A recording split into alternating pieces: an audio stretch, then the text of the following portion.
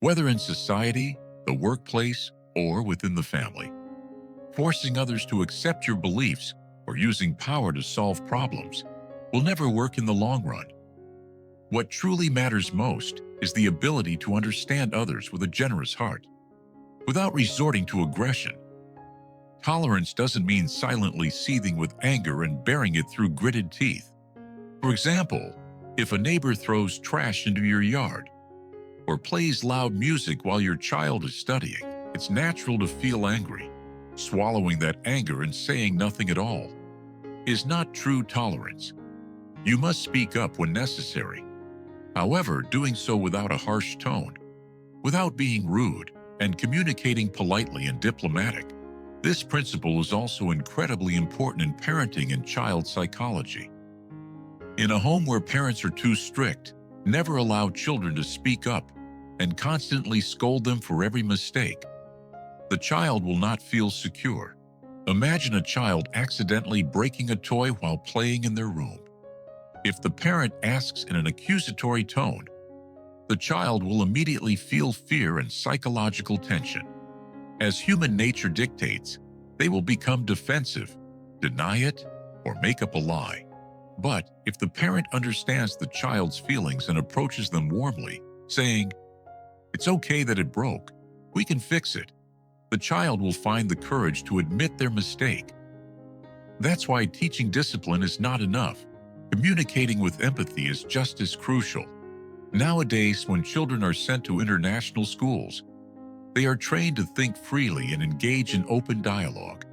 But when they return home, if parents shut them down with the traditional mindset of, "Listen to your elders and don't talk back," the connection between parent and child will be broken. Therefore, it is essential for parents to have an open mind and to give their children the time and attention to truly listen to what they have to say.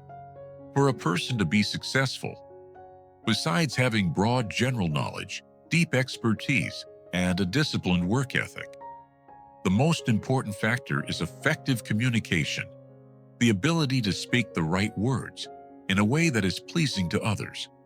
Without this skill, no matter how talented you are, it will be hard to get along with your surroundings in the long run. In workplaces and organizations, you often have to work with people who have different opinions or speak different languages. When you don't understand them, feeling irritated or left out is simply stress caused by uncertainty. To truly accept those with different views, you must be able to respect their perspectives. That is true open-mindedness. Just as older people should understand the youth, those who are educated or wealthy must treat those less fortunate as equals, without looking down on them. This brings peace to the entire community. Sometimes many of us bring our workplace frustrations and conflicts back home and take them out on our families. This happens because we fail to notice our own destructive emotions, like dissatisfaction or jealousy. If we can become self-aware of our emotions in time, that anger won't explode outwardly for no reason. The ability to stop blaming yourself, stop taking your anger out on others, and keep your mind clear is the highest level of peace. Therefore, in solving any problem, mutual dialogue is the ultimate key, whether between a husband and wife, parents and children, or colleagues at work. When differences in opinion arise, we must be able to discuss them openly and honestly.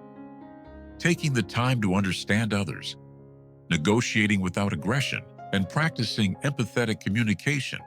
Only by cultivating these good habits can we build a long-lasting, peaceful, and harmonious life for ourselves and our surroundings.